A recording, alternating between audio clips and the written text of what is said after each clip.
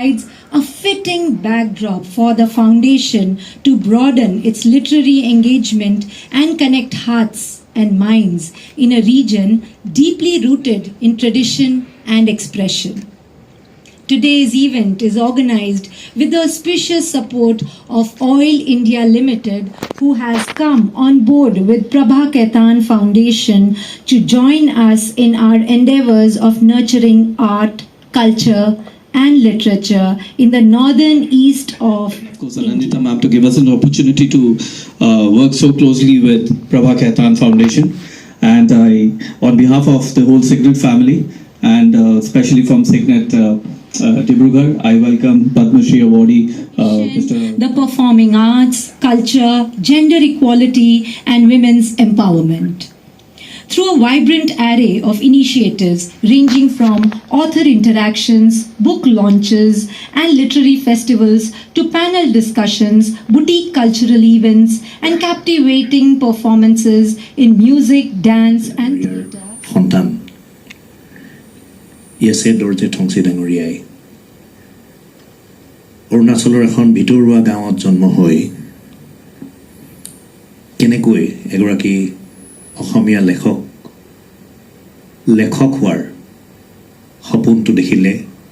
কিয় দেখিলে, আৰু তেখেতে অসমীয়া ভাষাটোৰ প্ৰতি কিয় তেখেতৰ মনত অনুৰাগৰ জন্ম হ'ল, এই বিষয়ে প্ৰথমতে আমি জানিব বিচাৰিম।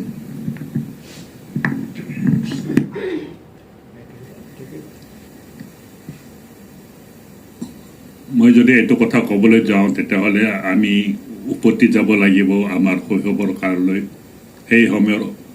নেফাৰ দিনলৈ। অৰুণাচলৰ নহয়, তেতিয়া অৰুণাচলৰ নাম গন্ধেই নাছিলে। সেই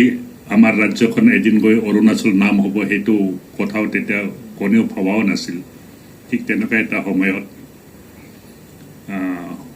জানে নেফা যদিও ভাৰতৰ অংগ হিচাপে ৰিকগনাইজ হৈছে 1914 চিমলা চুক্তি অনুসৰি,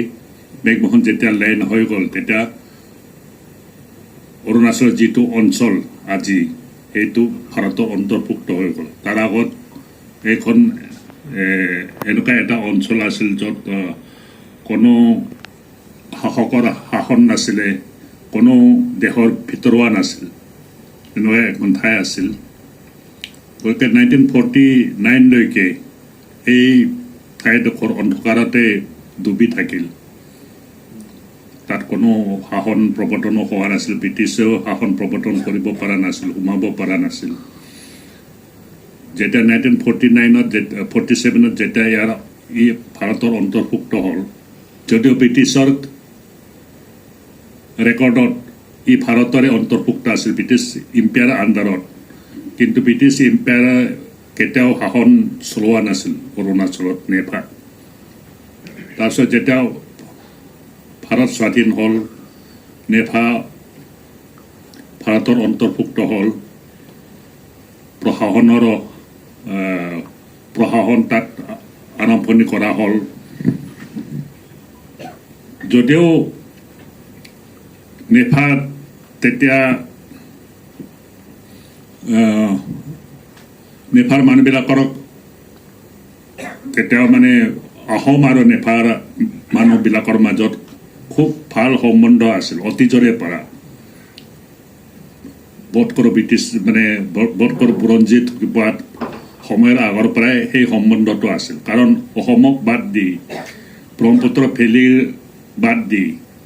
নেফাৰ মানুহে মানে নিজৰ এক্সিষ্টেঞ্চৰ কথা ভাবিবই নোৱাৰে। আমাৰ মাজত আমাৰ চিনাকি পৰিচয় নাছিল, যিটো মোৰ কিতাপ মনৰ মুখে হৃদয়ত দেখা পাব। আমি আমি পৰস্পৰক চিনিও পোৱা নাছিল। ক'ত টৱাঙৰ মনপা মানুহ, ক'ত তিৰাপৰ নক্তে বংশ, দূৰত্ব ইমান বেছি আছিল। তাতে পাহাৰ, আমি নিজৰ ওচৰৰ মানে জনজাতিৰ বাহিৰে বাকী জনজাতিক চিনি পোৱাই নাছিল। সকলোকে গোটাই এটা ৰাজ্য বনোৱা হ'ল। ৰাজ্য বনোৱাৰ পাছত আমি কি ভাষা জানিছিলোঁ? নিজৰ ভাষাৰ বাহিৰে যদি ভাষা জানিছিলোঁ, অসমীয়া ভাষাহে জানিছিলোঁ। নেফাত তেতিয়াৰ মানুহবিলাকে আমাৰ পূৰ্বপুৰুষসকলে বহুতে অসমীয়া ক'ব পাৰিছিলে আৰু আমাৰ নিজৰ মাজত যেতিয়া এটা জনজাতিয়ে দুসৰা বেলেগ জনজাতিক লগ পায় তেতিয়া অসমীয়া ভাষাতে কথা পাতিছিল গতিকে যেতিয়া নেফাত স্কুলবিলাক আৰম্ভ কৰা হ'ল স্কুল খুলিবলৈ আৰম্ভ কৰিলে তেতিয়া ভাৰত চৰকাৰে পলিচি এডপ্ট কৰিলে নেফাত যদি শিক্ষাৰ পোহৰ বিলাব লাগে অসমীয়া ভাষাৰ যোগেদিহে সেই শিক্ষাটো আহিব ইংৰাজী কি বস্তু আমি বুজিয়ে নাপাওঁ আমাৰ মানুহে বুজিয়ে পোৱা নাছিল হিন্দীৰ কথা বাদেই দিয়ক হিন্দী বলয় বহুত দূৰ আছিলে গতিকে অসমীয়াতে আমি হৈছোঁ নেফাৰ প্ৰথম পুৰুষ যিসকলে স্কুলৰ শিক্ষা দেখিছে আমাৰ মা দেউতা আমাৰ ককা আইতা আজো ককা আজো আইতা তেওঁলোক সকলো অশিক্ষিত আছিলে আমিয়ে প্ৰথম পুৰুষ যিয়ে স্কুলত গৈছিলোঁ আৰু আমিয়ে প্ৰথম অ আ ক খ শিকিছিলোঁ সেই অ আ ক খ আমি অসমীয়াতে শিকিছিলোঁ গতিকে স্বাভাৱিকতে নেফাৰ পৰা তেতিয়া নেফাৰ যিবিলাক নতুন শিক্ষিত ল'ৰা ছোৱালী আছে বেকৈ ল'ৰাবিলাক ছোৱালীৰ শিক্ষা নাছিলেই তেওঁলোকে শিক্ষকসকলৰ আমাৰ অসমীয়া শিক্ষকসকলৰ দ্বাৰা উদ্যোগনিত দুই এটা কবিতা লিখিবলৈ আৰম্ভ কৰিছিলে দুই এটা সাধু কথা লিখিবলৈ আৰম্ভ কৰিছিলে সেইবিলাক সকলো অসমীয়াতে আৰম্ভণি হৈছিল ঠিক তেনেদৰে মোৰো সাহিত্যিক জীৱন অসমীয়া ভাষাতে আৰম্ভণি হ'ল আৰু এবাৰ উপস্থিত হৈ যোৱাৰ পাছত অন্য ভাষাত লিখাৰ প্ৰশ্নই নুঠে আপুনি প্ৰথমতে নাটক লিখিছিলে তাৰ পাছত আপুনি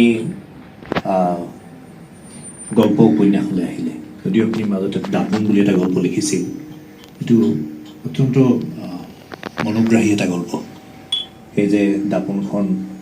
গাঁওখনত মানে আপোনালোক কোনোবাই পঢ়িছে যদি মই পঢ়িব পাৰে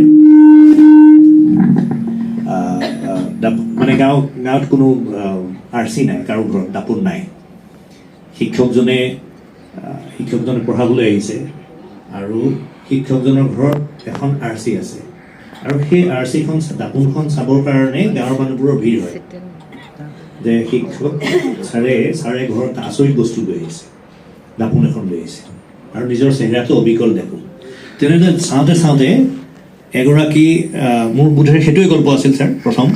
এগৰাকী মহিলাই নিজকে বিৰাট ধুনীয়া বুলি ভাবে কিন্তু বয়স হ'ল আৰু তেওঁ কোনোদিন নিজৰ চেহেৰাত দেখা নাই আৰু তেওঁ আহি যেতিয়া নিজৰ দাপোনখনত চেহেৰাটো চালে আচৰিত ধৰণেৰে মানুহগৰাকীয়ে কেইদিনমান পিছত আত্মহত্যা কৰিছে কাৰণ তেওঁ বয়স হ'ল নিজৰ বেয়া চেহেৰাটো দেখি মানুহগৰাকী হতাশগ্ৰস্ত হ'ল সেই যিটো টুইষ্ট কাহিনীৰ প্ৰথম গল্পটোতে ছাৰে দিছিল আৰু কাহিনীটো এনেকুৱা সুন্দৰ এটা কাহিনী লিখিছিল তাৰ মাজত নাটক লিখিছিল ছাৰে গতিকে প্ৰথম আচলতে নাটকেই লিখিছিল আপুনি আৰু নাটকৰ পৰা গল্পলৈ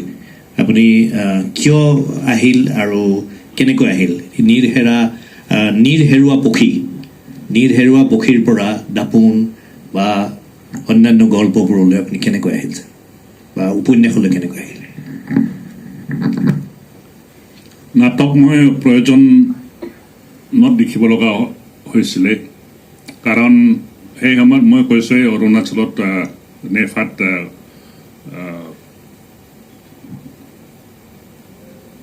কোনো ধৰণৰ শিক্ষা নাছিল নাটক কি বস্তু একো বুজি নাপাইছিল আমাৰ বিশেষকৈ বমদিলাখন এনেকুৱা এটা ঠাই য'ত আগতে ওচৰে পাজৰে কোনো গাঁও নাছিল বহুত ডাঙৰ পাহাৰ আছিলে বৰফেৰে থকা পাহাৰ আছিলে সেইটোকে কাটি জিলাৰ সদৰ ঠাইৰ কাৰণে এইটো ঠাই ওলোৱা হ'ল জিলা সদৰ স্থাপন কৰিলে তাতে স্কুল স্থাপন কৰিলে আমিও গোটেই জিলাৰ মানুহ অকল আজিকালি যিটো জিলা আজিকালি যদি হিচাপ কৰিবলৈ যায় এইটো 4-5টা জিলা হৈ গ'ল সেই 5টা জিলাৰ মানুহ দৰঙৰ পৰা আৰম্ভ কৰি একেবাৰে ইটানগৰ কাষলৈকে তাৰ মানুহবিলাক সকলো বমদিলা স্কুলতে পঢ়িবলৈ আহিছিলে মাত্ৰ এখন জিলাত এটা স্কুল আছিল আৰু অৰুণাচলত তেতিয়া নেফাত 5টা মাত্ৰ হাইস্কুল আছিল তো যেতিয়াই বমদিলাত কোনোবাই VIP আহে তেতিয়াই মানে আমি ল'ৰা ছোৱালীবিলাকে সেই VIP সকলক নাচ গান কৰি এণ্টাৰটেইন কৰিব লাগে কাৰণ কোনো ওচৰে পাজৰে গাঁও নথকাৰ কাৰণে কোনো মানুহ এণ্টাৰটেইন কৰিবলৈও নাহে তো তাৰপিছত বিভিন্ন অকেজনত এইটো সাংস্কৃতিক অনুষ্ঠান হৈ থাকে আৰু তেতিয়া অসমীয়া যিসকল কৰ্মচাৰী আছিল বঙালী যিসকল কৰ্মচাৰী আছিল তেওঁলোকে বহুত ধুনীয়া ধুনীয়া নাটক কৰিছিল আমি সৰুতে তাতে আমি আমাৰ ছাৰসকলৰ দ্বাৰা আৰু বেলেগ কৰ্মচাৰীসকলৰ দ্বাৰা এইটো মঞ্চস্থ কৰা বহুত ভাল ভাল নাটক দেখিছিলোঁ শকুনিৰ প্ৰতিশোধ এইটো জেৰেং এইটো শনিৰ কোঁৱৰ তেনেকুৱা কৰি নাটকবিলাক দেখিবলৈ পাইছিলোঁ আৰু ছাৰসকলে পাছত ক'বলৈ ধৰিলে যে আমি যিবিলাক নাটক আছিল চব বাহিৰৰ পৰা মানে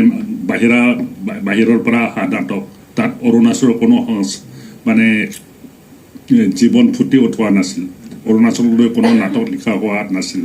গতিকে তেনেকুৱা নাটক মঞ্চস্থ হোৱা নাছিল গতিকে মোক প্ৰায় আদেশ দিয়াৰ সুৰত ক'লে যে তুমি নাটক লিখিব লাগিব গতিকে মই নাটক লিখিবলৈ আৰম্ভ কৰিলোঁ প্ৰয়োজনত লিখিবলৈ আৰম্ভ কৰিলোঁ একাংকিকা নাটবিলাক লিখিবলৈ আৰম্ভ কৰিলোঁ যেতিয়া মই আপুনি নাটক গল্প উপন্যাস এই তিনিটাৰ ভিতৰত কোনটো লিখি আপুনি এনেকৈ ভাল এতিয়া শুনক আপুনি যেতিয়া কৈছে এইটো গল্পলৈকেও মানে উত্তৰণ হ'ল তাৰ কাৰণে এতিয়া আছে মই যেতিয়া কটন কলেজত গ'লোঁ তো দেখিলোঁ মোৰ নাটকবিলাক পুৰণি ধঙৰ নাটক মোৰ নাটক মানে তেতিয়া মোৰ নাটক কৰিবলৈ কোনো কাক নকওঁ মোৰ নাটক কৰিবি বুলি তাততো কোনেও নাজানে মই যে নাটক লিখিছিলোঁ সেইটো কথাও কোনো নাজানে আৰু তাত ইমান ভাল ভাল নাট্যকাৰ আছে গুৱাহাটীত তেতিয়া তেওঁলোকৰ নাটক বেছিভাগ এক্সপেৰিমেণ্টেল নাটক মোৰ নাটক হৈছে বহুত পুৰণা টাইপৰ নাটক মই দেখিলোঁ নাটক লিখিলেতো লাভ নাই মই বহুত নিৰাশ হৈ গ'লোঁ গুৱাহাটীত গৈ মই নাটকহে লিখিছিলোঁ আগতে দুই এটা কবিতা লিখিছিলোঁ কবিতা দেখিলোঁ মোৰ কবিতাবিলাক ছন্দবদ্ধ কবিতা কামত নচলে তেতিয়া মানে আধুনিক কবিতা আহি গৈছে এইটো নৱকান্ত বৰুৱাৰ কবিতা বীৰেন্দ্ৰ কুমাৰ ভট্টাচাৰ্যৰ এইটো হীৰেণ ভট্টাচাৰ্যহঁতৰ কবিতা আহি গৈছে মোৰ কবিতাও নচলে মই কবিতাও লিখিবলৈ বাদ দিলোঁ নাটক লিখিবলৈ বাদ দিলোঁ বহুত নিৰাশ হৈ গ'লোঁ তাৰপিছত এবাৰ কিতাপ পঢ়ি থাকোঁ তো ঘৰত থাকিলে কিতাপ পঢ়ি থাকোঁ মই এবাৰ কিতাপ পঢ়ি থাকোঁতে মোৰ বাইদেউ ডাঙৰ বাইদেৱে সুধিলে তুমি যে ইমান পঢ়ি থাকে তাতনো কি বস্তু পায় তুমি মানে ইমান মন ধ্যান দি পঢ়ি থাকে তো মই কওঁ বহুত ৰস পাওঁ কি নৰস মোকো কোৱাচোন তো মই ক'বলৈ আৰম্ভ কৰিলে বাইদেৱে কান্দিবলৈ আৰম্ভ কৰিলে ত্ৰৈলোক্য ভট্টাচাৰ্য দেৱৰ মানে লক্ষ্মীনাথ শৰ্মাৰ মানে মৰমৰ মাধুৰী তাৰ গল্প কেইটামান পঢ়ি আছিলোঁ মই তাৰপিছত মই ভাবিলোঁ বাইদেৱে কান্দিবলৈ আৰম্ভ কৰিলোঁ তেতিয়া মোৰ মনত এটা মানে কিবা আহিল প্ৰতিক্ৰিয়া আহিল ময়ো গল্প লিখিম আৰু কন্দুৱাম মানুহক সেইদিনা মই প্ৰতিক্ৰিয়া কৰিলোঁ কন্দুৱাম মানুহক কন্দুৱাবৰ কাৰণে মই দাপনখন লিখিলোঁ সঁচাকৈ দাপন পঢ়ি বহুতে কান্দে মই ছেটিছফাইড পিন্ধি যাব পৰাকৈ এযোৰ কাপোৰ আছিল যথেষ্ট গৰম আৰু এযোৰ আছিল সেইযোৰ পিন্ধি যাব নোৱাৰি গতিকে সেইটোৱে আছিল শৈশৱ আৰু সেই শৈশৱৰ সেই অৱস্থাৰ পৰা তেনেদৰে স্কুললৈ গৈছিল দেউতাক সৰুতে ঢুকাইছিল আমাৰ জীৱনটোৱে আছিলে ঘটনাপূৰ্ণ ইভেণ্টফুল বহুত কাৰণ জীৱনৰ প্ৰত্যেক খোজে আমি সংগ্ৰাম কৰিব লগা হৈছে কষ্ট কৰিব লগা হৈছে জীৱনৰ পদে পদে নানা ৰকমৰ সমস্যাৰ সন্মুখীন হৈছোঁ আৰ্থিক সমস্যাটো আছিলেই তদুপৰি বেলেগ বেলেগ ধৰণৰ বহুত সমস্যাৰ সন্মুখীন হৈছোঁ তো আপুনি কোৱা মতেৰে স্কুলত মই যেতিয়া যাওঁ মই নাঙঠ হৈয়ে গৈছিলোঁ আচলতে স্কুলত যাম বুলিও যোৱা নাছিলোঁ মই মানে ফলৰ গছ এটা আছিলে সেই ফলটো ছিঙিবৰ কাৰণে মোৰ লগত ল'ৰা এজন আমি দুজন গৈছিলোঁ। দেউতা ঢুকুৱা 4 দিন হৈছে। তাৰপিছত তেওঁলোকৰ লগত গৈ মানে স্কুলৰ ল'ৰাবিলাকৰ লগতে গৈ তাতে স্কুলত সোমালোঁ। তো খগেন গগৈ নামৰ এজন ছাৰ আছিলে। তো খগেন গগৈ ছাৰে সুধিলে স্কুলত পঢ়িবি নেকি? তো মোৰ ডাঙৰ ককাইদেউ আছিলে 3মান শ্ৰেণীত। তেওঁলোকে মৰমতে মোক স্কুলত নাম লগাই দিলে। তাৰপিছত ক'লে তুমি আজিতো ডাঙৰ হৈ আহিছে, এতিয়া তুমি যোৱা, কালি এইটো কাপোৰ পিন্ধি আহিবা। তো আপুনি কোৱাৰ দৰে মোৰ লগত কোনো কাপোৰ নাছিলে তেতিয়া। মাহঁতে দেউতাহঁতে ক'ৰ পৰা কাপোৰ কেতিয়াবা পিন্ধাইছিল ক'ব নোৱাৰোঁ। কিন্তু পাছদিনা মায়ে বিচাৰি বিচাৰি অসমীয়া গামোচা এটা পালে, তাকে মানে আমি চাপে বুলি কওঁ, এইটো পিন্ধি মই স্কুলত গৈছোঁ। তো তেনেকুৱা কৰি স্কুলৰ জীৱনটো আৰম্ভ হ'ল মোৰ। তো স্মৰণীয় ঘটনা বহুত আছে। এইটো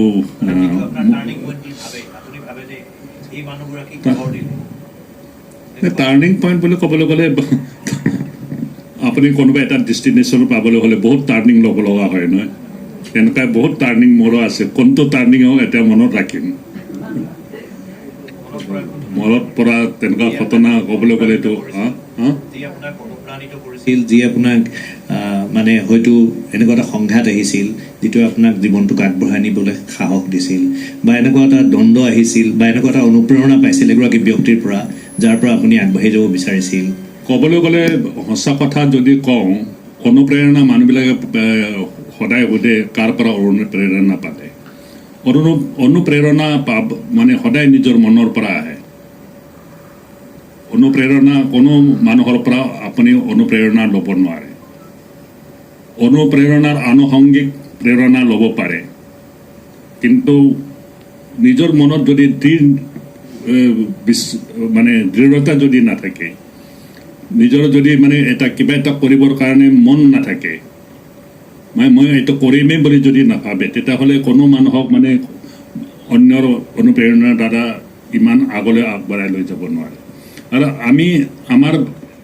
বাকীবিলাক চব মেট্ৰিক পাছ কৰা মানুহ বহুত কম আছিল। ফাৰ্ষ্ট ডিভিজন ছেকেণ্ড ডিভিজন কথাটো ভাবিবই নোৱাৰিছিলে অৰুণাচলৰ মানুহে। কাৰণ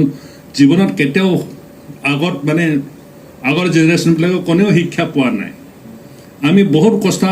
কথা বুজিয়ে নাপাইছিলোঁ। অৰুণাচল মানুহে কুঁৱা বুলি ক'লে ক'ত বুজি পাব?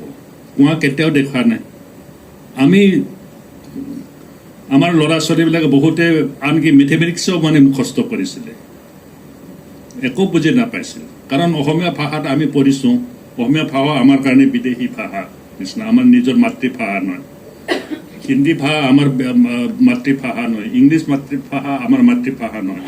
আজিকালি ল'ৰা ছোৱালীবিলাকে যেনেকৈ সকলো কনচেপ্ট ফটছে ধৰিব পাৰে, সকলো কথা ফটছে বুজিব পাৰে, আমাক 1000বাৰ বুজালেও আমি বুজি পোৱা নাছিলোঁ। ঠিক তেনেকৈ সংগ্ৰাম কৰি পৰিছিলোঁ আমি সকলোৱে। অকল মোৰ কথা নহয়, চবেই সংগ্ৰাম কৰিব লগা হৈছিল। তেনেকুৱা কৰি অৰুণাচলৰ প্ৰথম জেনেৰেশ্যন, আমাৰ লগৰ জেনেৰেশ্যন, যিমান ডাঙৰ মানে চিফ মিনিষ্টাৰৰ পৰা আৰম্ভ কৰি যিমান ডাঙৰ অফিচাৰ হৈছে, ডক্টৰ হৈছে, ইঞ্জিনিয়াৰ হৈছে, চবেই সংগ্ৰাম কৰি যিটো আন্দোলন আৰম্ভ হৈ গ'ল, তাৰ প্ৰভাৱ আমাৰ এইটো বিশেষকৈ অৰুণাচলৰ সকলো ঠাইত কথা নকওঁ, আমাৰ বমজিলা টাৱাং এইটো ঠাইৰ ফালে বহুত পৰিছিলে। কাৰণ টাৱাং আৰু বমজিলাৰ মানুহবিলাক, মনপা আৰু চেৰটুপেনবিলাক, আমি হৈছোঁ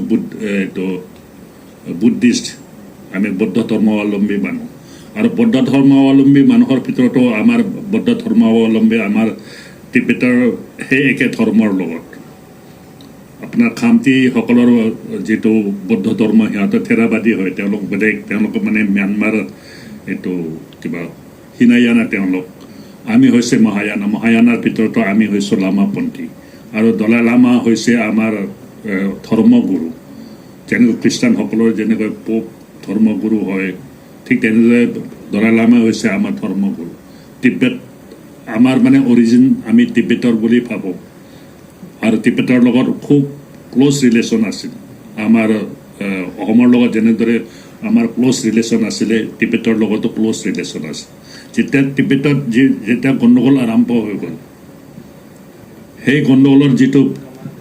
প্ৰভাৱ আমাৰ এৰিয়াটো আহি পৰিছিলে তাৰ পৰা এইটো তিব্বতীয় শৰণাৰ্থীবিলাক আহিবলৈ আৰম্ভ কৰিছিল নানা ৰকমৰ উৰা বাতৰি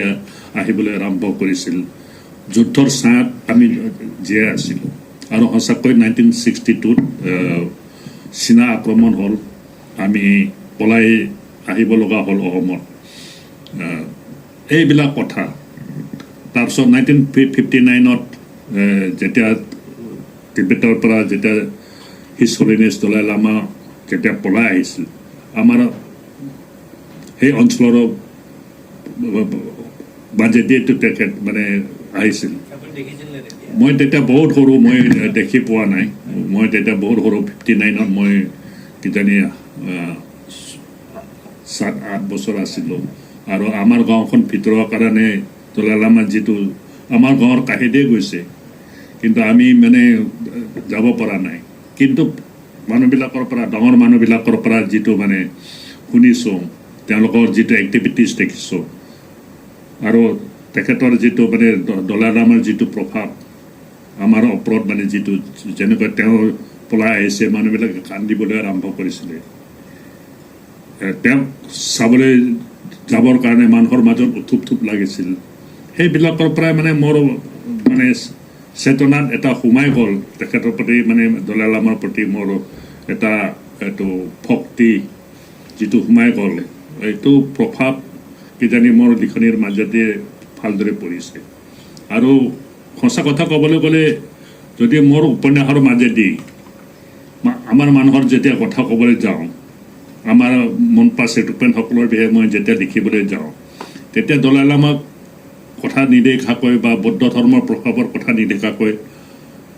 যেনেকৈ শংকৰদেৱৰ কথা নিলেখাকৈ অসমীয়া সমাজৰ কথা অসম্পূৰ্ণ হৈ ৰয় দলাই লামাৰ কথা নিলেখাকৈ আমাৰো মানে আমাৰ জীৱনৰ অধ্যায় অসম্পূৰ্ণ হৈ ৰয় গতিকে দলাই লামা আহিবই আহিব আমাৰ তাৰ ইতিহাস ক'বলৈ গ'লে আমাৰ শৈশৱৰ সেইবিলাকৰ কথা ক'বলৈ গ'লে আৰু এতিয়াও যদি মই মোৰ সমাজৰ বিষয়ে লিখোঁ দলাই লামাৰ প্ৰভাৱ ইমান বেছি ঘৰে ঘৰে দলাই লামাৰ ফটো আছে তেওঁৰ কাৰণে বেলেগ আসন আছুতীয়াকৈ ৰখা হয় বেদী আছে পুৱা গধূলি দলাই লামাক পূজা কৰে মানুহবিলাকে এইবিলাক প্ৰভাৱ পৰিবই এইটো কথাটো মোৰ যিবিলাক চিত্ৰ মই ফুটাই তুলিম সেই তাত আহি পৰিবই চৰিত্ৰটো একেবাৰে সম্পূৰ্ণ কাল্পনিক টাৰ্গেনৰ চৰিত্ৰ একেবাৰে কাল্পনিক তাৰ মাজে মাজে যি কিছুমান সত্য ঘটনা আহি পৰিছে যেনেকৈ চীনা যুদ্ধৰ যিবিলাক মানে আৰ্মি অফিচাৰ আছে তেওঁলোক সঁচি সেই যেনেকৈ এইটো জেনেৰেল নিৰঞ্জন প্ৰসাদ বা ব্ৰিগেডিয়াৰ ডেলভি তেওঁলোক সঁচি মানুহ আছিল দলাই লামা সঁচা জীৱন্ত মানুহ আছিল তেনেকুৱা জীৱন্ত মানুহৰ চৰিত্ৰও আহিছে আৰু কাল্পনিক চৰিত্ৰ আহিছে তাৰে সমিলমিলত এইটো এক প্ৰকাৰ ৰেপ্লিকা নেকি নহয় মনৰ মুখেৰে সম্পূৰ্ণৰূপে কাল্পনিক কাৰণ এইটো তেতিয়া মই কৈছোঁ অলৰেডি নেফাৰ একেবাৰে পিছপৰা ঠাই আছিলে কোনো বাট পদূলি কোনো কিবা নাছিলে সকলো বস্তুৱে নতুনকৈ সাজিবলৈ আৰম্ভ কৰিব লগা হৈছিল ঘৰবিলাক সাজিব লগা হাবি কাটি নতুন নগৰ স্থাপন কৰিব লগা হৈছিল নতুন প্ৰশাসনিক কেন্দ্ৰ স্থাপন কৰিব লগা হৈছিল নতুন অফিচ খুলিব লগা হৈছিল স্কুলবিলাক খুলিব লগা হৈছিল ৰাস্তা পদূলি নাছিল গোটেইটো ভৈয়ামৰ পৰা যাব লাগে বস্তুবিলাক সেইবিলাক মানুহবিলাকে কঢ়িয়াই নিছিল তাৰপিছত যেতিয়া মানে এইটো ৰাস্তা বনাব লাগিব বিনা ৰাস্তাটো কেতিয়াও উন্নতি হ'ব নোৱাৰে তেতিয়া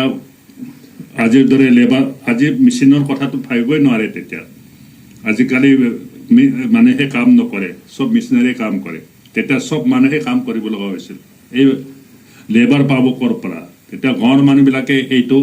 ভলণ্টাৰীলি গৈ বা এইটো গাঁৱৰ মানুহৰ প্ৰত্যেক ঘৰৰ পৰা মানুহ নি এইবিলাক ৰাস্তা খান্দিব লগা হৈছিল আৰু পাহাৰৰ ৰাস্তা খান্দাটো কম কষ্টৰ কথা নহয় 1 কিলোমিটাৰ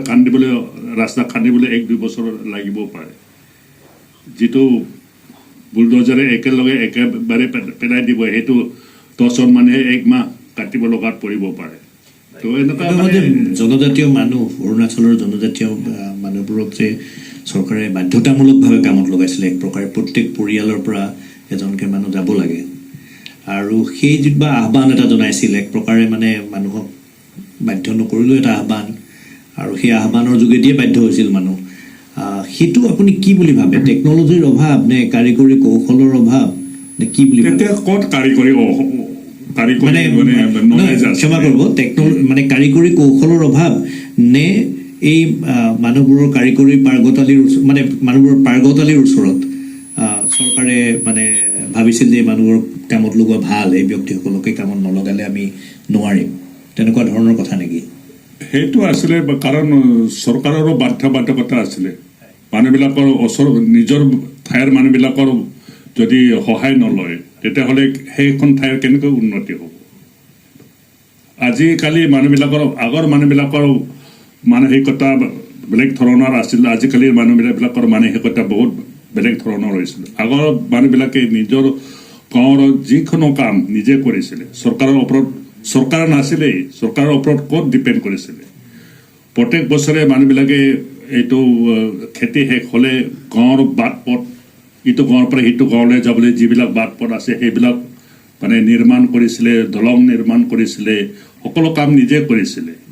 তো সেইটো যেতিয়া চৰকাৰ আহিলে তেতিয়া তাৰ পাছত সকলো বস্তু আজি আপোনাৰ পদ্ধতিৰ সন্মুখত যদি কিবা এটা লেতেৰা হৈছে সেইটোও চাফা কৰিবলৈ চৰকাৰে কৰিব লাগে বেলেগ কথাটো বাদেই দিয়া ইমান পৰ নিৰ্ভৰশীল হৈ গৈছে চৰকাৰৰ পৰা ইমান নিৰ্ভৰশীল হৈ গৈছে এটা হৈছে ধৰ্মান্তকৰণ আৰু এটা হৈছে ইনচাৰ্জেঞ্চিটো এতিয়া অলপ কমিছে কিন্তু ইনচাৰ্জেঞ্চি আপোনালোকৰ মানে ডিব্ৰুগড়ৰ পুৰণা তিৰাপ জিলা এতিয়া লংডিং ডিষ্ট্ৰিক্ট হৈ গ'ল তিৰাপ তাৰপিছত চাংলাং ডিষ্ট্ৰিক্ট হৈ গ'ল এইকেইটা ঠাই এই পুৰণা তিৰাপ জিলাখন বেয়াকৈ মানে এইটো ইনচাৰ্জেঞ্চিৰ কাৰণে ক্ষতিগ্ৰস্ত হৈছে আৰু ইনচাৰ্জেঞ্চিসকলে কি কৰিছিলে এনে ধৰ্মান্তকৰণটো কৰিয়ে আছে মানুহবিলাকক ধৰ্মান্তকৰণ কৰাৰ ফলত কি হৈছে ধৰ্মান্তকৰণ কৰিয়ে আছে কিন্তু ইনচাৰ্জেণ্টবিলাকে মানে বন্দুকৰ সন্মুখত মানুহক ধৰ্মান্তকৰণো কৰাইছে আজি লংডিং ডিষ্ট্ৰিক্টৰ তিৰাপ ডিষ্ট্ৰিক্টৰ মানুহবিলাক চব খ্ৰীষ্টান হৈ গ'ল এমুঠিমান মানুহে মানে নিজৰ সনাতন ধৰ্ম পালন কৰা মানুহে ৰৈ গ'ল বাকী চবটো ধৰ্মান্তকৰণ হৈ গ'ল কেনেকুৱা কৰিছে বন্দুক দেখুৱাই মই নিজে দেখিছোঁ তেনেকুৱা ঘটনা মই নিজে দেখিছোঁ কাৰণ মই তিৰাপতো খুনচাতো কাম কৰিছিলোঁ চাংলাঙত 2বাৰ কাম কৰিছিলোঁ চাংলাঙত মই নিজে উপায়ুক্ত হিচাপে আছিলোঁ তো মই নিজে দেখিছোঁ মোক মানে সন্মুখত গোটেই গাঁওখন মানে এক ৰাতিৰ ভিতৰত ধৰ্মান্তকৰণ হৈ গ'ল যদি নিজৰ ভলেণ্টাৰীলি আহে এজন দুজন কৰি যাব গোটেই গাঁওখন কিয় ৰাতিৰ ভিতৰত ধৰ্মান্তকৰণ হ'ল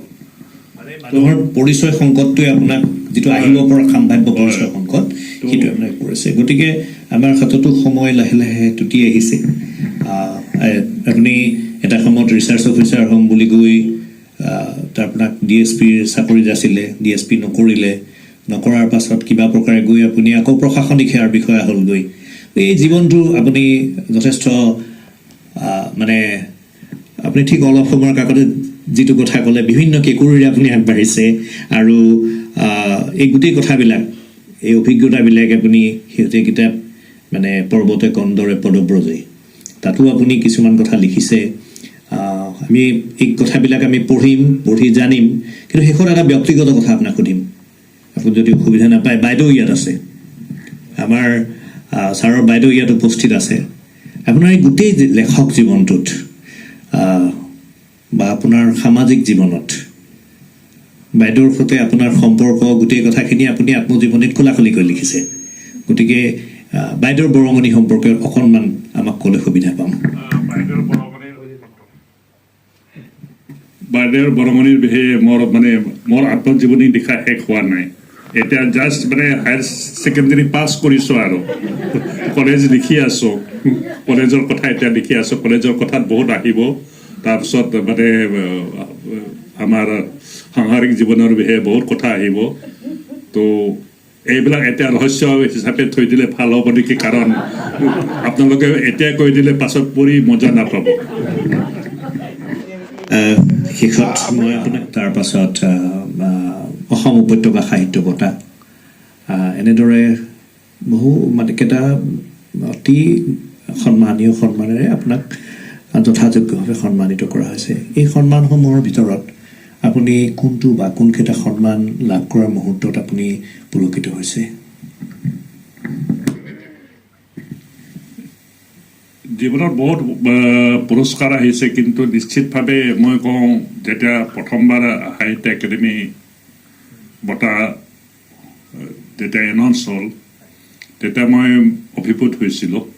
আৰু প্ৰথম খবৰটো মই মোৰ মিছেছক জনাইছিলোঁ কাৰণ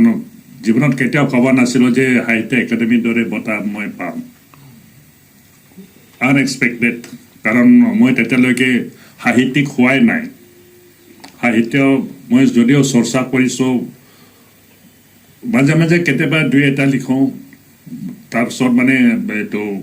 মনৰ মুখেৰে হৃদয় লিখাৰ পাছততো মই লিখিবলৈ বাদেই দিছিলোঁ আৰু সাহিত্য একাডেমি বঁটা পোৱাৰ কিছু দিন আগতে নগেন শইকীয়া ছাৰ ডক্টৰ নগেন শইকীয়া ছাৰে মোক ফোনত ক'লে যে ধংচী তুমি খুব ভাল খবৰ এটা পাই যাবা তো মই ক'লোঁ কি খবৰ পাম ছাৰ ক'লে তুমি এটা পুৰস্কাৰ পাবা মই ভাবিলোঁ পুৰস্কাৰটো দিয়ে থাকে অসমত ঠাইবিলাকৰ পৰা তেনেকৈ এটা পুৰস্কাৰ পাম বুলি ভাবিলোঁ মই তাৰপিছত এবাৰ মই বহুত দূৰৰ পৰা আহিছিলোঁ এইটো একেবাৰে টুটিঙৰ পৰা ট্ৰেভেল কৰি টুটিং ইনকিয়ং পাছঘাট হৈ আমাৰ ব্ৰহ্মপুত্ৰ ফেষ্টিভেল বুলি এটা ফেষ্টিভেল আছিলে মই ছেক্ৰেটাৰী টুৰিজিম আছিলোঁ আহি অফিচত চিধা মই ঘৰতো যোৱা নাই অফিচত সোমালোঁ তেতিয়া কৰবী ডেকা হাজৰিকা বাইদেউ তেতিয়া তেওঁ অসমীয়া আহ্বায়ক আছিলে অসমীয়া ভাষাত সাহিত্য একাডেমি বাইদেৱে মোক জনালে তো মই তেতিয়া সঁচাকৈ অভিভূত হৈছোঁ প্ৰথম খবৰটো মই মিছেছক জনাইছোঁ আৰু চাৰিওফালৰ পৰা এইটো কংগ্ৰেচুলেশ্যন আহি আছিল তেতিয়া এইটো কি কয় বঙালী কলিকতাৰ আমাৰ বঙালী জাৰ্নেলিষ্ট এজন আছিলে মোৰ লগত বহি আছিলে তেওঁ টুৰিজিমৰ বিষয়ে লৈ মোৰ ইণ্টাৰভিউ ল'ব তো তেওঁ ক'লে তেওঁ সুধিলে আপুনি দেখোন কিবা এটা ভাল খবৰ পাই আছে চবে কংগ্ৰেচুলেশ্যন দি আছে মই ক'লোঁ সাহিত্য একাডেমি বঁটা পাইছোঁ তেখেতে মাগো কাৰ সঙ্গে বসলাম আমি তেওঁৰ যিটো ৰিয়েকশ্যন সেইটোৱে মোক বহুত আনন্দ দিলে ছাৰক মই ক'লোঁ এইটো মই সাহিত্য একাডেমি পালোঁ হয় নেকি কিমান টকা দি পালি আৰু নিশ্চয়কৈ যেতিয়া এইটো কিবা পায় পদ্মশ্ৰী পায় এইটোতো অভিভূত হ'বই আৰু পদ্মশ্ৰী হৈছে ভাৰতৰ চতুৰ্থ ডাঙৰ কিবা সন্মান গতিকে এই দুটা বঁটাই যিমান আনন্দ দিছে অন্য বঁটাবিলাকে নিশ্চয় তাতকৈ কিবাটো কম হ'ব আঞ্চলিকতা বা এটা জাতিৰ মাজত আবদ্ধ সেইটো কথা আমি বহুত ক্ষেত্ৰত ভাবিবই নালাগে বুলি মই ভাবোঁ কিয়নো যিসকলে সাহিত্য সৃষ্টি কৰি আছে মানুহৰ কথাইতো কৈ আছে আৰু মানুহৰ মনৰ ভাৱ মানুহৰ যিটো সুখ দুখ হাঁহি কান্দন গোটেই পৃথিৱীৰ মানুহৰ একেই গতিকে মই যদি এইটো অসমীয়া মানুহৰ সুখ দুখৰ কাহিনী কওঁ এইটো ইংৰাজী মানুহৰো সেই একে সুখ দুখ আছে এস্কিমো এজনৰ সেই একে সুখ দুখ আছে আফ্ৰিকান মানুহৰো সেই একে সুখ দুখ আছে গতিকে আমি আঞ্চলিকতা আমি আমাৰ অসমীয়া সমাজৰ বিষয়ে লিখিলেও আমি গোটেই পৃথিৱীৰ কথাই লিখি আছোঁ আমি মানুহৰ কথাই লিখি আছোঁ গতিকে ইয়াৰ মাজত যিটো প্ৰফেট আছে সেই প্ৰফেট ক্ৰমান্বয়ে নাইকিয়া মই কওঁ আমি যি সৃষ্টি কৰোঁ আমি এইটো বিশ্ব সাহিত্যৰ সৃষ্টি কৰোঁ অসমীয়াত সৃষ্টি কৰিলে সেইটো বিশ্ব সাহিত্যৰ সৃষ্টি কৰোঁ আজি এটা কনচেপ্ট নতুন কনচেপ্ট এটা আহিছে আমি যিকোনো কাম কৰোঁ মই যদি মোৰ নিজৰ কাৰণে মোৰ ঘৰৰ কাৰণে যদিও কাম কৰোঁ মই দেহৰ কাৰণে কাম কৰি আছোঁ মই যদি কিবা এটা উৎপাদন কৰিছোঁ দেহৰ কাৰণে উৎপাদন কৰি আছোঁ পৃথিৱীৰ কাৰণে উৎপাদন কৰি আছোঁ মই যদি গছ এটা বচাইছোঁ পৃথিৱীৰ কাৰণে বচাইছোঁ গোটেই মানৱ জাতিৰ কাৰণে বচাইছোঁ এই যে কিবাটো ডিফাৰেঞ্চটো এতিয়া মানে গেপটো কমি গৈ আছে আৰু মানুহৰ কনচেপ্টত সেইবিলাক কথা সোমাইছে আৰু দ্বিতীয় প্ৰশ্নটো আছিল আপোনাৰ আৰু মই বহুত ভালো লাগিছে মোৰ কাৰণ যিসকল সাহিত্যিক ওলাই আছে তেওঁলোক বহুত ভাল ভাল সাহিত্যিক ওলাই আছে আমি প্ৰত্যেক পুৰুষে কওঁ প্ৰত্যেক জেনেৰেশ্যনে আমি কওঁ আমাৰ দিনতহে আমি ভাল সাহিত্য সৃষ্টি কৰিলোঁ বা আমাৰ আগৰবিলাকে ভাল সাহিত্য সৃষ্টি কৰিলে এই নতুনবিলাকে কিনো সাহিত্য সৃষ্টি কৰি আছে কিনো এইবিলাক গান গাই আছে বেহুৰ গান কিন্তু নতুন চামে যে আমাতকৈ ভাল লিখি আছে আমাতকৈ ভাল গান গাই আছে আমাতকৈ ভাল মানে সংগীত ৰচনা কৰিছে আমাতকৈ ভাল খেলিছে আমি কেতিয়াও ৰিকগনাইজ নকৰোঁ মই এইটো ক্ষেত্ৰত মানে মই সদায় কওঁ মই নতুনক সদায় উৎসাহ দিওঁ আৰু আজি যি সাহিত্য অসমীয়া সাহিত্য সৃষ্টি হৈ আছে ইমান ধুনীয়া ধুনীয়া মানে সাহিত্য সৃষ্টি হৈ আছে আমাৰ এইটো কি কয় পুৰণা চামে পুৰণা বস্তুটোকে ধৰি ৰাখি থাকিব বিচাৰে তেওঁলোকৰ দিনৰ সেই বস্তুৰ লগত তুলনা কৰি নতুনক মানে তুলনা কৰিব বিচাৰে ধৰি লওক অসমীয়া সাহিত্যৰ যেতিয়া মানে কিবা উপন্যাসৰ সমালোচনা কৰিব তেতিয়া এই পুৰণা চামে এইটো ইয়াৰে ইংগমক ল'ব জীৱনৰ বাটক ল'ব তাৰ লগত বেলেগ উপন্যাসৰ তুলনা কৰিব তো এইটো কেনেকৈ মানে সেই দিনৰ সেই সাহিত্য বেলেগ আজি তাতকৈ খুব ভাল ভাল সাহিত্য সৃষ্টি হৈছে কিন্তু এতিয়াও সমালোচকসকলে কৈ থাকে জীৱনৰ বাটটো এটাই শ্ৰেষ্ঠ উপন্যাস সেইটো কেতিয়াও হ'ব নোৱাৰে মানি ল'ব নোৱাৰে গতিকে এইটো পৰিৱৰ্তন হ'বই আৰু পৰিৱৰ্তনৰ ভাল ভাল বস্তু আৰু ভাল ভাল আহি থাকিব আগতে অসমীয়া মানুহে ক'ত অলিম্পিকত খেলিবলৈ পাইছিল ক'ত পাৰিছিলে নেশ্যনেল লেভেলতো পৰা নাছিল আজি ওলাইছে ঠিক তেনেদৰে সকলো ক্ষেত্ৰতে প্ৰতিভাৱান যুৱক যুৱতী ওলাই আহিছে আৰু তেওঁলোকৰ হাতত আমি আমাৰ পৃথিৱীখন এৰি থৈ গৈ চাইছোঁ নিশ্চিন্ত মনে আমি মৰিব পাৰিম মানে তেওঁলোকে আমি পুৰুষ ধৰি কোনো কিতাপ নেদেখাকৈ অহা মানুহ গতিকে সাহিত্যনো কি বস্তু সেই মানুহবিলাকে বুজিয়ে নাপাইছিলে যেতিয়া বুজিয়ে নাপায় তেতিয়া সন্মান কৰিব ক'ৰ পৰা তাৰ কাৰণে নিৰাশ হ'বলগীয়া একো নাই মই ভাবোঁ মই কেতিয়াও নিৰাশ হোৱা নাই অসমীয়া মানে নেফাৰ মানুহবিলাকে কিবা তো মই অথনি কৈছোঁৱেই মই সাহিত্য একাডেমি পাওঁতে CMৰ কি ৰিয়েকশ্যন আছিলে CMৰে যদি তেনেকুৱা ৰিয়েকশ্যন হয় তেনেহ'লে জনসাধাৰণৰ পৰা কি ৰিয়েকশ্যনটো আমি পাম কি সন্মানটো আমি পাম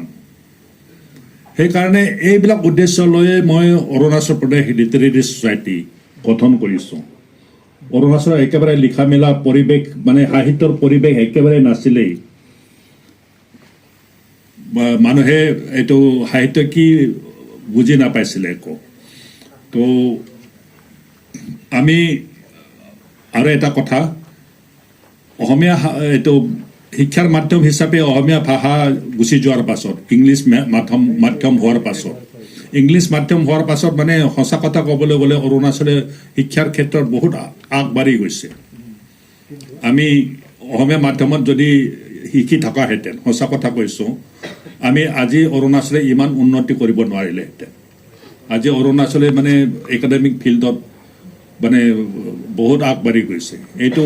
ইংৰাজী শিক্ষাৰ মাধ্যমেদি হৈছে আজি সৰ্বভাৰতীয় এইটো পৰীক্ষাবিলাকত অৰুণাচলৰ মানে মানুহ ওলায়ে আছে কোনোফালে মানে ডক্টৰ ওলাই আছে ইঞ্জিনিয়াৰ ওলাই আছে চাইণ্টিষ্ট ওলাই আছে ডাঙৰ ডাঙৰ পষ্টত গৈছে সেইটো সম্ভৱ হৈছে কেৱল ইংৰাজী মাধ্যম হোৱাৰ কাৰণে অসমীয়া মাধ্যম হোৱাহেঁতেন মই সঁচা কথা কৈছোঁ তেতিয়া আমি second division third division second division first division কথা ভাবিবই নোৱাৰিছিলোঁ নেপাৰ মানুহবিলাকে সদায় থাৰ্ড ডিভিজন কাৰণ সঁচা কথা ক'বলৈ সেইটো লৈও মানে বহুত চৰ্চা হৈছে যে এইটো গুৱাহাটী বোৰ্ড অসমৰ মানে মাধ্যমিক শিক্ষা বোৰ্ড বা অসমৰ কিবাবিলাকে যিমান ভাল লিখিলেও নম্বৰ নিদিয়ে ইয়াত থাৰ্ড ডিভিজন পোৱাবিলাকে দিল্লীত গৈ ফাৰ্ষ্ট ডিভিজন পাছ কৰে চাকৰিৰ ক্ষেত্ৰত যেতিয়া আহিব তেতিয়াতো ফাৰ্ষ্ট ডিভিজনৰ ল'ৰাক চাকৰি দিব নে থাৰ্ড ডিভিজন পোৱা ল'ৰাক চাকৰি দিব সেই শিক্ষাৰ মাধ্যম সলনি হোৱাৰ বাবে অৰুণাচলত যিসকল সাহিত্যিক ওলাইছিল লুমেৰদাই ওলাইছিল তাগাং তাগিক ওলাইছিল কেংচাম কেংলাম অংচাম চংচাম তেওঁলোক সেই তেতিয়া মানে মালিয়াং পাৰ্মে অকেন লেগো এনেকুৱা বহুত সাহিত্যিক আছে তেওঁলোকে এইটো অসমীয়াতে লিখিবলৈ আৰম্ভ কৰিছিল ময়ো অসমীয়াত লিখিবলৈ আৰম্ভ কৰিছোঁ তো যেতিয়া শিক্ষাৰ মাধ্যম সলনি হৈ গ'ল সকলোৱে লিখিবলৈ বাদ দিলে মই মাত্ৰ আছিলোঁ যিয়ে মানে মাজে মাজে লিখি আছিলোঁ মোৰো তেনেকুৱা মানে সদায় লিখাটো হোৱা নাছিল কাৰণ ময়ো সাহিত্যিক হিচাপে কোনো ৰিকগনাইজেশ্যন অসমতো পোৱা নাছিলোঁ মই সঁচা কথা কৈছোঁ মানে নিৰাশ মানে মই অৰুণাচলৰ পৰা হোৱা নাই অসমৰ পৰাহে হৈছিলোঁ যেনেকৈ মানে কবিতা লিখিবলৈ বাদ দিলোঁ নাটক লিখিবলৈ বাদ দিলোঁ গল্প লিখোঁ মোৰ গল্প বুলিয়েই মানে নাভাবে মানুহে কোনো কিবা মানে স্থান নাপায় এনেকুৱা ময়ো বহুত ষ্ট্ৰাগল কৰিব লগা হৈছে মই প্ৰকাশক বিচাৰি নাপাইছিলোঁ এইটো মনৰ মুখৰ হৃদয় প্ৰান্তিকত ওলোৱাৰ পাছত বহুত বছৰলৈকে কোনো কিবা প্ৰকাশক ওলোৱাই নাছিল দেখিব কেতিয়া মানে প্ৰান্তিকত ওলাইছিল আৰু কেতিয়া প্ৰথম প্ৰকাশ হৈ ওলাইছিলে তো গতিকে এইবিলাক মানুহ একেবাৰে সাহিত্য চৰ্চা কৰিবলৈ এৰিয়ে দিলে আমি অৰুণাচল প্ৰদেশ লিটাৰেৰী ছ'চাইটি মই অৰুণাচল প্ৰদেশ লিটাৰেৰী ছ'চাইটি গঠন কৰিলোঁ 2006 2007 বুলি ক'ব পাৰি 2006 শেষৰ ফালে ডিচেম্বৰ মাহত তাৰপিছত আমি সাহিত্য যে এটা জাতিৰ কাৰণে দৰকাৰ বস্তু সেই কথাটো মানুহৰ মাজত সোমাবলৈ আৰম্ভণি কৰিলোঁ আমি সেই পুৰণা ৰাইটাৰসকলক বিচাৰি আনি সম্বৰ্ধনা জনাবলৈ আৰম্ভ কৰিলোঁ এজন ৰাইটাৰক সম্বৰ্ধনা জনোৱা মানে তেওঁৰ ওচৰ পাজৰৰ মানুহবিলাকে গম পালে আৰে সাহিত্যিকসকলেও দেখোন ৰেচপেক্ট পায় সাহিত্যিকসকলেও যে দেখোন টকা পইচা পায় এই কথাটো মানুহবিলাকৰ মাজত সোমাবলৈ আমি আৰম্ভ কৰিলোঁ আমি ডাঙৰ ডাঙৰ সাহিত্যিকসকলক মামণি ৰয়চম গোস্বামী ইউ আৰ অনন্ত মূৰ্তি সুনীল গংগোপাধ্যায় অসমৰ পৰা অৰুণ গোস্বামী অৰুণ শৰ্মা লক্ষীনন্দন বৰা ভূপেন হাজৰিকাক সম্বৰ্ধনা জনাইছে এনেকুৱা কৰি আমি আৰু সাহিত্য একাডেমীৰ লগত মিলি এইটো NBTৰ লগত মিলি নৰ্থ ইষ্ট জ'নেল কালচাৰেল চেণ্টাৰৰ লগত মিলি অসম সাহিত্য সভাৰ লগত মিলি আমি প্ৰগ্ৰামবিলাক কৰিবলৈ আৰম্ভ কৰিলোঁ নতুন নতুন লিখক কোনো সাহিত্যিক অনুষ্ঠানে লিখক সৃষ্টি নকৰে কিন্তু আমি অৰুণাচল প্ৰদেশ লিটাৰেৰী ছ'চাইটিয়ে সৃষ্টি কৰিছোঁ আমি প্লেটফৰ্ম দিছোঁ অৰুণাচলত সাহিত্য চৰ্চা একেবাৰে নহয় আমি মাহত এদিন মানে চিটিং অনুষ্ঠান কিবা পাতোঁ তাত মানুহবিলাকক মাতি আনি তেওঁলোকৰ লিখনিবিলাক পঢ়িবলৈ দিওঁ সমাজত মানে অলপ এক্সপাৰ্টবিলাক কলেজৰ প্ৰফেচাৰবিলাক আনি আমি মানে সেইবিলাক শুধৰাবলৈ দিওঁ কিবা কৰিবলৈ দিওঁ উৎসাহ দিওঁ উদগনি দিওঁ আজি অৰুণাচলৰ সাহিত্য অৰুণাচলৰ ইমান লিখক ওলাইছে আৰু যিসকল পুৰণা লিখক ৱাংচাম জংচামে লিখিবলৈ এৰি দিছিলে এতিয়া লিখিবলৈ আৰম্ভ কৰিছে মালিয়াং পাৰ্মে লিখিবলৈ এৰি দিছিলে আতলেগৈ লিখিবলৈ এৰি দিছিলে গুণিন পাৰ্টিনে লিখিবলৈ এৰি দিছিল তেওঁলোকে অসমীয়াত লিখে তেওঁলোকে অসমীয়াত লিখিবলৈ আৰম্ভ কৰিছে এতিয়া তেনেকুৱা কৰি আমি সাহিত্যৰ এটা মুভমেণ্ট অৰুণাচলত চলাই আছোঁ আৰু সাহিত্য মানে যে সমাজৰ কাৰণে এটা এইটো অবিচ্ছেদ্য দৰকাৰী বস্তু সেইটো কথা মানুহক বুজাবলৈ যত্ন কৰিছোঁ আগতে অৰুণাচল গভমেণ্টে সেইফালে ধ্যানেই নিদিছিলে এতিয়া বৰ্তমান চৰকাৰে ধ্যান দিবলৈ আৰম্ভ কৰিছে আমাক টকা পইচা দিবলৈ আৰম্ভ কৰিছে উৎসাহ দিবলৈ আৰম্ভ কৰিছে আমি চৰকাৰৰ পৰা সহায় পাই আছোঁ তো লিডাৰবিলাকো আগতে কোনো মানে আমাৰ ফালে ধ্যান দিয়া নাছিলে এইটোনো কি বস্তু তহঁতে কৰি আছে এনেকুৱা কৈছিলে তো আহিব লাহে লাহে আহিব আৰু এতিয়া ইমান ভাল ভাল সাহিত্যিক ওলাইছে ইংলিছত ওলাই আছে, হিন্দীত ওলাই আছে, অন্যান্য ভাষাত ওলাই আছে। অৰুণাচলৰ সাহিত্য মানে এটা ঠন ধৰি উঠিব, আমি এইটোৱে আশা কৰি আছোঁ। যিটো প্ৰীতি আমাৰ পুৰণা যিটো জেনেৰেশ্যন, আমি জনাই নাছিলোঁ, অসমীয়া ভাষা জনাই নাছিলোঁ। আমি অসমীয়াত পঢ়িছোঁ, যিসকলে শিক্ষিত মানুহ তেওঁলোকেহে অসমীয়া শিকিছিল। আৰু গাঁৱৰ দুই এজন মানুহে যিসকলে মানে বিজনেছ কৰিছিল বা গাঁওবুঢ়া মেম্বাৰ, তেওঁলোকেহে অসমীয়া ক'ব পাৰিছিল। কিন্তু বাকীবিলাকতো অসমীয়া ক'ব পৰা নাছিল। তেওঁলোকে হিন্দীও ক'ব পৰা নাছিল, কিন্তু অসমীয়াও ক'ব পৰা নাছিল। কিন্তু নতুন চামে যদিও অসমীয়া মানে কথা কোৱাটো এটা অভ্যাসৰ ওপৰত গঢ় লৈ উঠে। আপুনি যিটো ভাষাত কথা কৈ থাকিব, সেইটো ভাষাত অট'মেটিকেলি আপোনাৰ কথা ওলাব। গতিকে তেওঁলোকে যদিও মানে অসমীয়া নকয়, অসমীয়া প্ৰায় সকলোৱে বুজি পায় আৰু দৰকাৰ হ'লে অসমীয়া কয়ও। আৰু তেওঁলোকে বুজিছে অসমক বাদ দিয়ে আমি কিবা কৰিব নোৱাৰোঁ। আৰু উদাহৰণস্বৰূপে অৰুণাচলত যিকোনো পাৰ্টিত দেখিব অসমীয়া গান গাইছে। কালি পৰহি মাত্ৰ আমি মোৰ মিছেছ আমি মানে এটা বিয়াত গৈছিলোঁ। তাত যেতিয়া অসমীয়া গান গাইছে আৰু বহুতে গৈ মই সেই গান কেতিয়াও শুনা নাই, কিন্তু সেই গান গাবলৈ আৰম্ভ কৰিছে। যেতিয়া আমি ভূপেন হাজৰিকাৰ কথা মাত্ৰ কৈ থাকোঁ, যেতিয়া জুবিন দা যেতিয়া মৃত্যু হ'ল, অৰুণাচলতো সমানে মানুহে দুখ কৰিছে। অৰুণাচলতো বহুত শ্ৰদ্ধাঞ্জলি অনুষ্ঠান হৈছে। আৰু কোনে কৰিছে? নতুন প্ৰজন্মই কৰিছে। তেওঁলোকৰ লগত যেতিয়া আমি গাড়ীত উঠোঁ, কাৰ গান শুনে তেওঁলোকে? জুবিনদাৰ গান শুনে, পাপনৰ গান শুনে। হিন্দী গান খুব কমেহে শুনে। গতিকে এই সম্বন্ধটো আমি সদায় ভাবোঁ আমাৰ দিনতহে সম্বন্ধটো আছিলে, এতিয়া নহ'ব। সেইটো শেষ কেতিয়াও নহ'ব, বৰঞ্চ গাঢ় হৈ গৈ থাকিব। অসমক বাদ দি অৰুণাচল যে মানে অস্তিত্বই নাথাকিব, সেই কথা নতুন প্ৰজন্মই বুজি পায়। আৰু সীমাৰ কথাটো সেইটো হৈছে এটা জনা বুজাত মানে কিবা মানে অলপ মিছ আণ্ডাৰষ্টেণ্ডিং থকাৰ কাৰণে। আৰু সেইটো সমস্যা এতিয়া অসমৰ মুখ্যমন্ত্ৰী ডক্টৰ হিমন্ত বিশ্ব শৰ্মাই মানে ভালদৰে ছল্ভ কৰিলে। এতিয়া সীমালৈ মানে আজিকালি কোনো পেপাৰত দেখা নাপাওঁ। আৰু পেপাৰবিলাকৰো অলপ তাত ভূমিকা অলপ মানে প্ৰশংসনীয় নহয়। কাৰণ সৰু কথাটোকে নাইবাৰৰ মাজত যদি কাজিয়া নালাগে, কাৰ লগত কাজিয়া কৰিব? আমিতো কৈ বিহাৰৰ লগত কাজিয়া কৰিব নোৱাৰোঁ, ৰাজস্থানৰ লগত কাজিয়া কৰিব নোৱাৰোঁ। কাজিয়া কৰিব লাগিব ওচৰ পাজৰৰ মানুহবিলাকৰ লগতহে। কাজিয়া হয় ওচৰ পাজৰৰ মানুহবিলাকৰ লগত। কাজিয়া হ'বই, দুজন মানুহৰ কাজিয়া হৈছে, তাকে মানে সীমা বিবাদ বুলি মানে বহুত মানে কিবা কৰি লিখি দিয়ে। আৰু পেপাৰবিলাকক মই অলপ বেয়া পাইছিলোঁ, কাৰণ সদায় অৰুণাচলৰ এগেইনষ্টত, নাগালেণ্ডৰ এগেইনষ্টত লিখি থাকিব। যিটো মানে সঁচা অৰ্থত মানে আমি ফিল্ডত গৈ দেখোঁ কথাটো একেবাৰে ওলোটা। সেই মানসিকতাটাও এতিয়া পেপাৰবিলাকতো নাইকিয়া হৈছে, ভাল হৈছে। সেইটো মানসিকতাটো এৰিব লাগিব। আমি যিবিলাক বহু কথা আমি ফিল্ডৰ মানে কথা নাজানাকৈ আমি বাহিৰে ৰুমাৰ শুনি আমি সঁচা বুলি ভাবি লওঁ। সেইটো আমি এৰিব লাগিব। আৰু এতিয়াতো আগতে অসমত আহিলে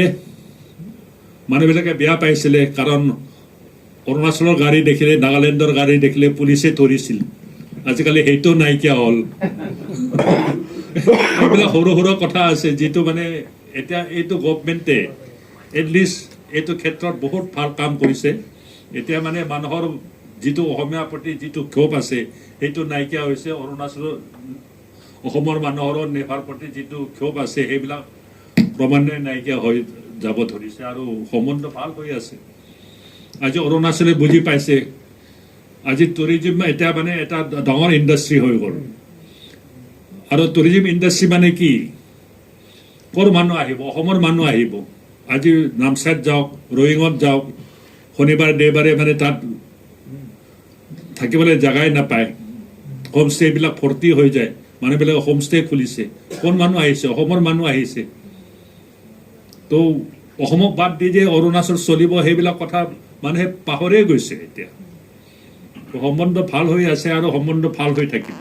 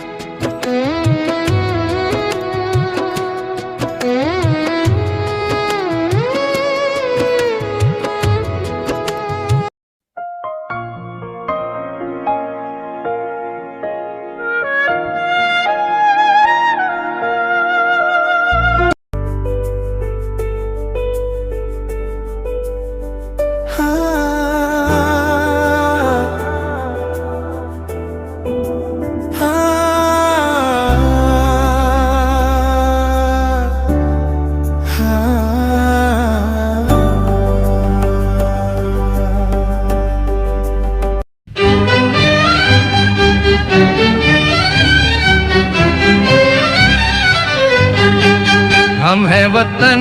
के दिल धड़कन में तेरा नाम है प्यार भी तुझसे कर्म भी तुझसे बस